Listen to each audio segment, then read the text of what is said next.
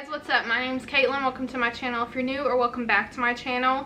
In this video today, I'm going to be reading another set of scary stories. So I guess get comfy, get cozy, get ready, and I will just tell y'all some scary stories that I find on the internet. Okay, on this website called Jezebel.com, if I'm saying that right. So it's called Photographic Memories from Annie Bananas. I grew up in New Mexico and was always very into the outdoors, hiking, camping, rock climbing, etc. One summer when I was 19, I went on a 4-day, 3-night camping trip near my parents' house on my own. Might sound weird, but I had been to this area many times and it was quite safe. Anyway, I brought my camera and took lots of pictures. When I came back and developed my film, there were 3 extra pictures that I didn't take of me sleeping, one each night. That's creepy. What the Dog Knew from Aeon Flux 072. In my old apartment, my dog would, on occasion, look down the hallway towards the bedroom from the living room and growl for no apparent reason. Also on occasion, when I was sleeping in the bedroom, she slept on the foot of my bed, I would wake up with her staring intently at the door and growling. She was a big girl, 140 pounds of Great Dane and slobber. So I'm there for a couple of years of this, thinking, okay, my dog has a good imagination. Wrong. One night, I woke up due not to my dog growling, but barking for all she was worth. And not at the door, she was barking straight at me. I opened my eyes pretty much immediately, and there was a blur of light leaning over me, very close, certainly less than 6 inches from my face. It was not distinguishable as a person.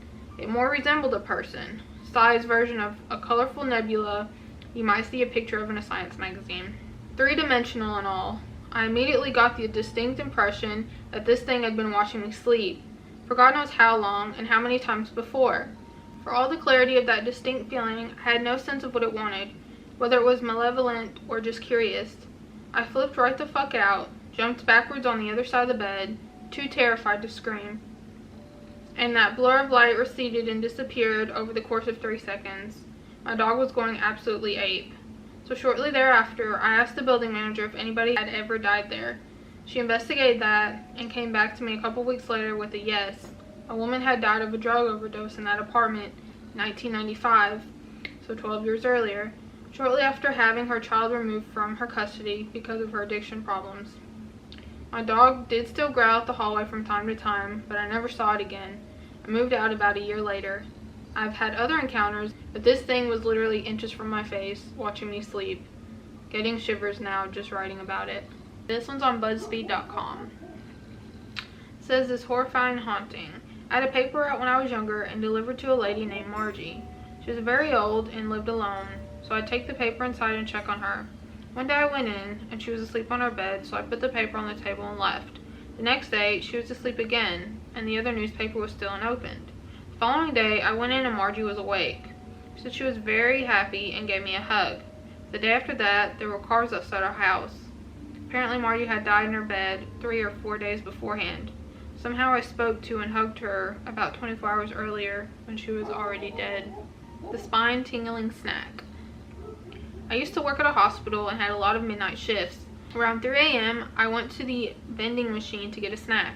There was a door next to the vending machine with a window on it that faced the cafeteria. I clearly saw someone walk by the door. It took me a minute until I remembered that the cafeteria had motion sensor lights that should have turned on, but it was still dark inside. I went to get a closer look, and the direction the person was walking in would have led them straight into a wall. I've never run faster in my entire life. The forbidding conversation. In the last week of my grandmother's life, she'd stare off at nothing and talk to dead family members.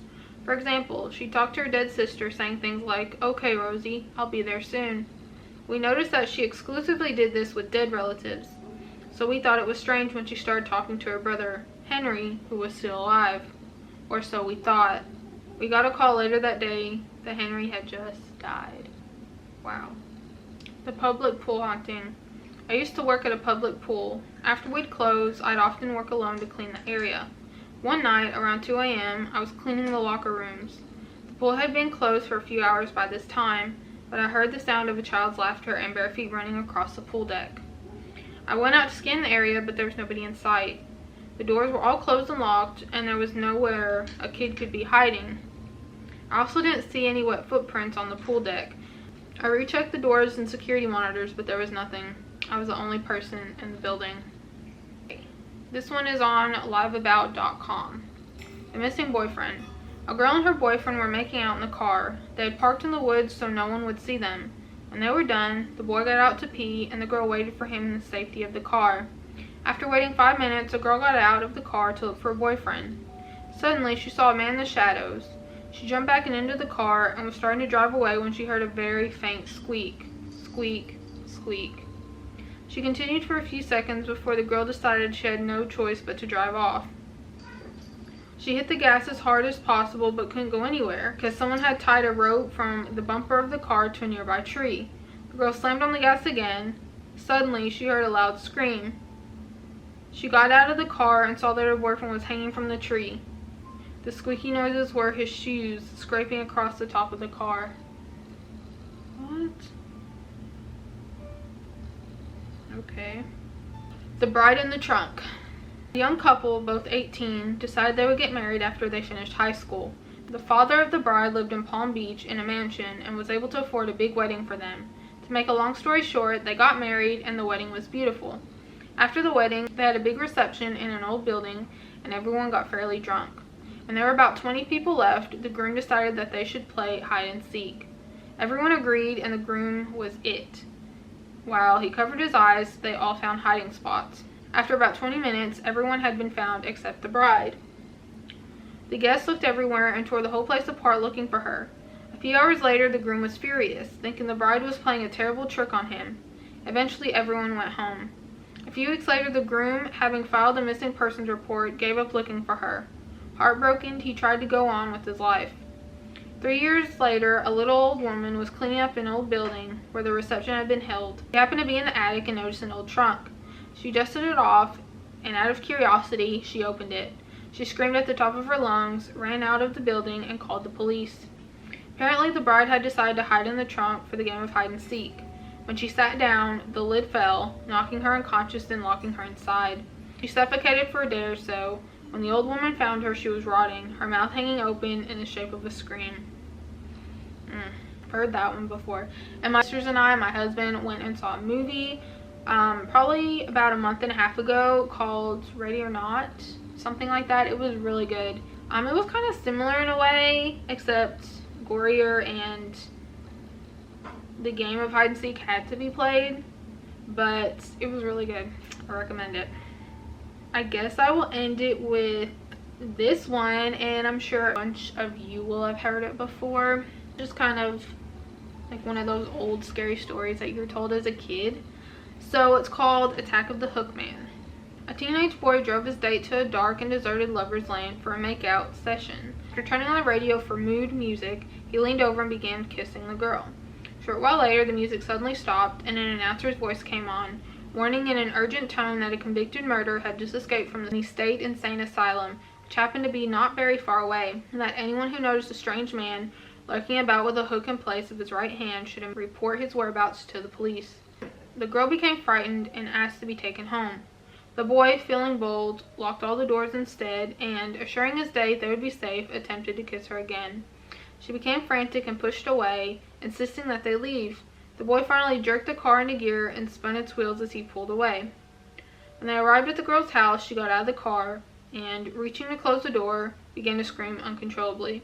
The boy ran to her side to see what was wrong, and there, dangling from the door, was a bloody hook. So I'm going to leave it at that. I'm home alone right now and I'm kind of spooked, and it's almost 11 and I still need to clean my house and take a shower, and yeah, I'm kind of scared. I'm not gonna lie, but I really hope you enjoyed these little stories. I know I actually really enjoyed doing this. It's kind of different and I really enjoy watching these types of videos on YouTube, so to actually do them just makes my day. I think honestly the person that really inspired me to do this was Chloe Lane on YouTube. I've been watching her for probably 4 years now, and she does videos like this, or did. I haven't really watched that many of her videos recently. Honestly, I remember watching these types of videos like 2 years ago, I never thought I'd be sitting here actually filming them and reading these types of stories myself, so that's pretty cool. But leave it at that. Thank you so much for watching this video. If you enjoyed, please give this a big thumbs up. It'll help me out so much. I will leave the links to these stories down below if you want to check them out. But anyway, I'll see you guys in my next video. Thanks.